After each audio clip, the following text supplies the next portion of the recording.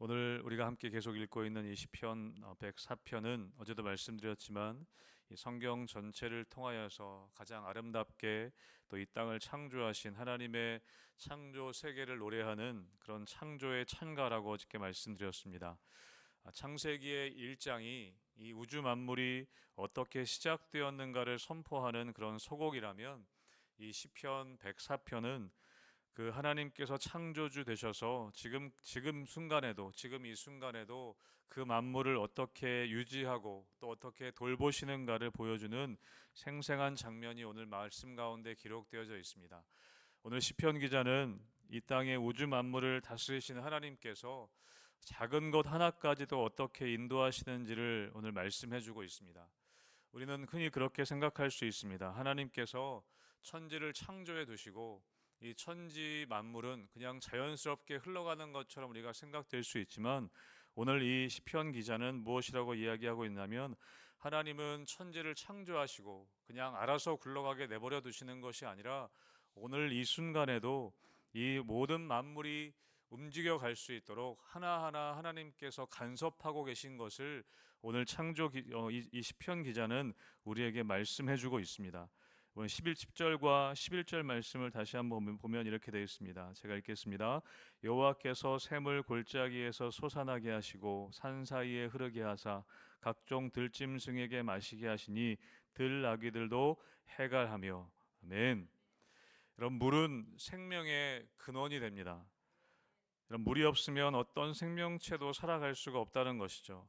그런데 오늘 시편 기자는 뭐라고 얘기하고 있냐면 여호와께서 샘을 골짜기에서 솟아나게 하셔서 산 사이에 흐르게 하신다라고 말씀하고 있습니다. 바로 골짜기에서부터 그 물이 흘러나온다라고 말씀하는 것이죠. 여러분, 산에 있는 골짜기는 인간의 눈에 띄지 않는 곳입니다. 어쩌면 아무도 관심을 두지 않는 곳이 바로 골짜기입니다. 하나님은 그곳에서 샘물을 터뜨리신다라고 말씀합니다. 그리고 그 물을 통해 누가 목을 축이는가? 11절에 보면 각종 들짐승 그리고 각종 들나귀들이 그 물을 마신다라고 기록하고 있습니다. 들나귀와 들짐승들은 여러분 주인이 없는 동물입니다. 사람이 기르는 동물이 아니라는 것이죠. 인간의 보살핌 밖에 있는 야생 동물들입니다. 여러분 그 동물들을 누가 돌보는가?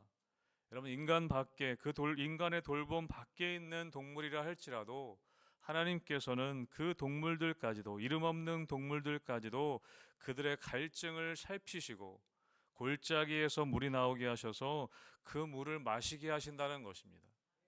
여러분 시편 기자는 굉장히 세밀하게 이 땅의 모든 움직임들을 살펴보고 있습니다.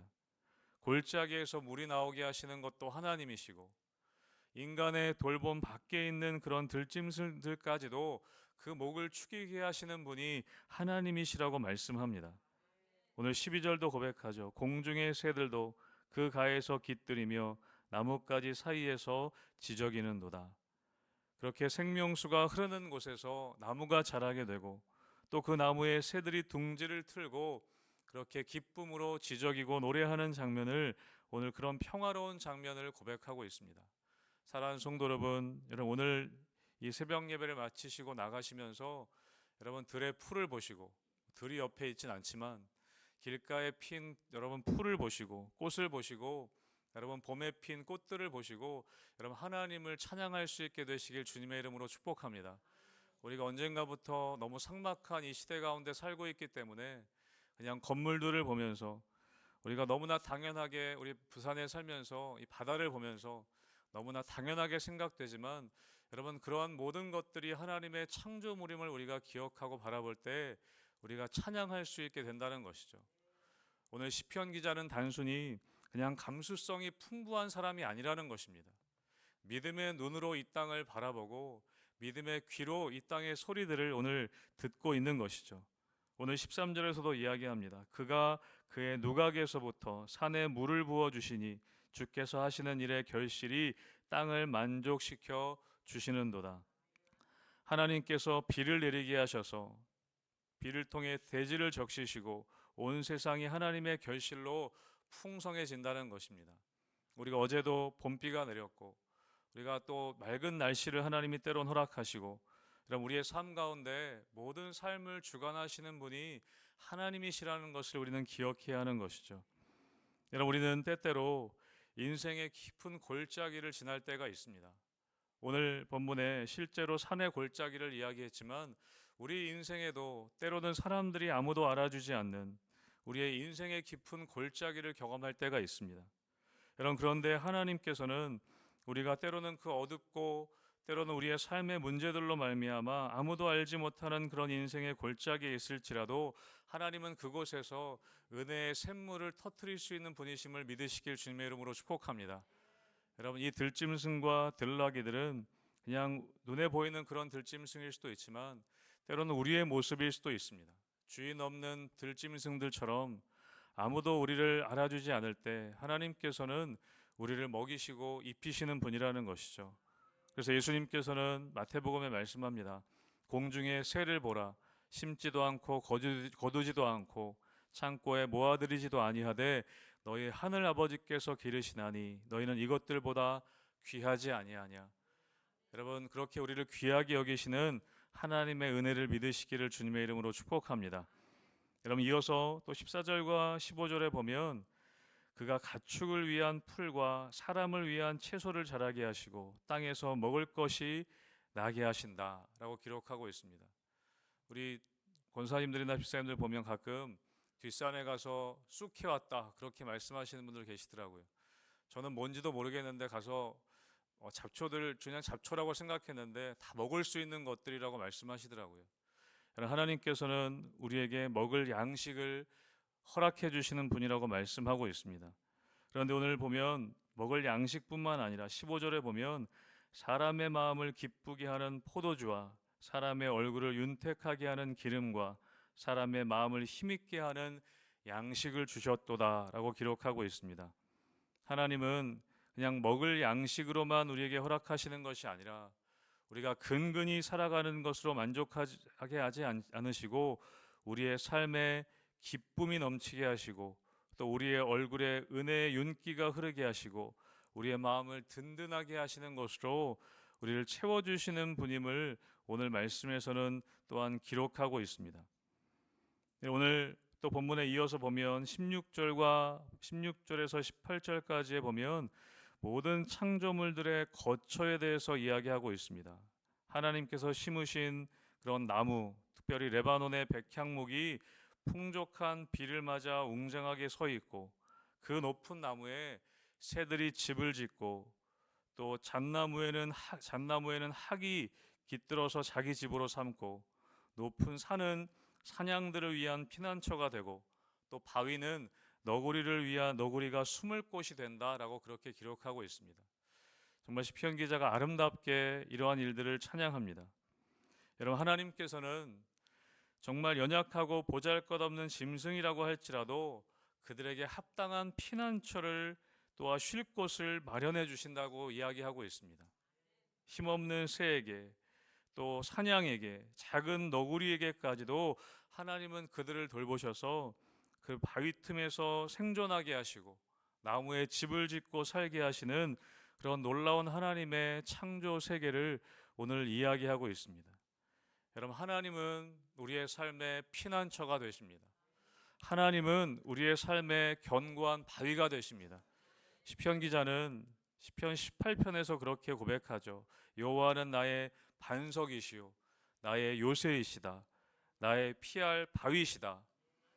여러분, 모든 동물들이 그렇게 피할 곳과 거할 집을 하나님이 허락하시는 것처럼 우리의 삶의 가장 안전하고 완벽한 피난처가 하나님이 되심을 시편 기자는 고백하는 것이죠. 저는 여러분의 삶에 그러한 고백이 있게 되시기를 주님의 이름으로 축복합니다. 여러분, 계속해서 시편 기자는 이 19절부터 보면 또 시기와 때에 대한 시간의 질서도 하나님이 다스리시는 것을 말씀하고 있습니다. 19절에 보면 여호와께서 달로 절기를 정하시며 해는 그 지는 때를 알도다. 그러면서 이렇게 얘기합니다. 주께서 흑암을 지어 밤이 되게 하시나니 삼림의 모든 짐승이 기어 나오나이다. 젊은 사자들은 그들의 먹이를 쫓아 부르짖으며 그들의 먹이를 하나님께 구하다가 해가 돋으면 물러가서 그들의 굴 속에 눕는다. 그렇게 고백합니다. 여기서 저는 21절에 젊은 사자들이 먹이를 쫓아 부르짖고 그들의 먹이를 하나님께 구한다. 사자의 울부짖음을 이 시편 기자는 들으면서 그냥 울부짖는 것이 아니라 하나님께 먹이를 구하는 기도를 올리고 있다, 그렇게 표현하고 있습니다. 그럼 멋지지 않습니까? 사자의 배고픔조차도 이 시편 기자는 그 울부짖음조차도 동물들의 기도로 그렇게 이야기하고 있다는 것이죠. 저는 여러분들의 영적인 귀가 열려서 여러분들의 집에 강아지들이 짖을 때 하나님께 향한 기도로 들려지는 역사가 있게 되길 주님의 이름으로 축복합니다. 오늘 시편 기자는 모든 창조물들이 하나님을 바라보고 있는 것을 보게 됩니다. 여러분, 그리고 그 밤이 되면 사람은 쉬지만 들어가 쉴 때 삼림의 모든 짐승이 기어 나오고, 23절에 보면 사람은 그 해가 돋을 때 동물들은 굴 속에 들어가고, 23절에 사람은 나와서 일하고 저녁까지 수고하는도다라고 기록하고 있습니다. 모든 때와 모든 시기가 있다는 것을 말씀하고 있습니다. 하나님이 모든 우주 만물을 창조하시고 그 때와 시기를 정하셔서 해가 지고 또 해가 뜨는 저녁과 아침을 허락하여 주시고, 또 모든 삶의 그 때와 시기에 맞게 사람들과 동물들이 움직이는 것을 오늘 고백하고 있습니다. 여러분, 하나님께서 우리에게 저녁을 주신 이유가 무엇이겠습니까? 내 힘과 내 노력으로만 세상을 살아가는 것이 아니라 그 잠든 밤 세상에서도, 그 밤에도 하나님이 세상을 운행하시고 또 우리를 먹이시는 하나님의 주권을 인정하라는 것입니다.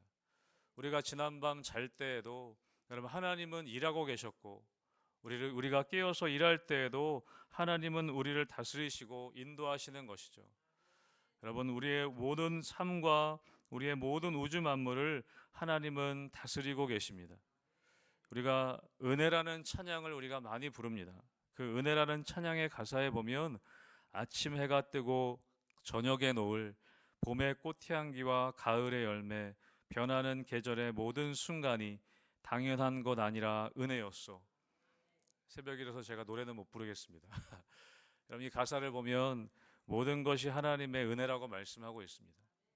우리가 당연하게 여기는 것들이 있습니다. 우리가 이렇게 아침에 눈 뜨고 와서 새벽에 찬양하는 것. 제가 어젯밤에 장례의 자리를 한번 잠깐 다녀온 적이 있는데요. 오늘 아침에 이렇게 눈을 떠서 새벽에 찬양하고 예배할 수 있는 것, 여러분, 이것 또한 하나님의 은혜인 줄로 믿습니다. 우리가 당연하게 여기는 것들이 많이 있습니다. 봄의 꽃향기와 가을의 열매들, 이 변하는 계절의 모든 순간 가운데 하나님의 섭리가 있음을 여러분 그것을 여러분 느끼게 되시기를 다시 한번 주님의 이름으로 축복합니다. 여러분, 그래서 오늘 시편 기자는 우리가 읽지는 않았지만 33절에 보면 시편 기자가 이렇게 고백합니다.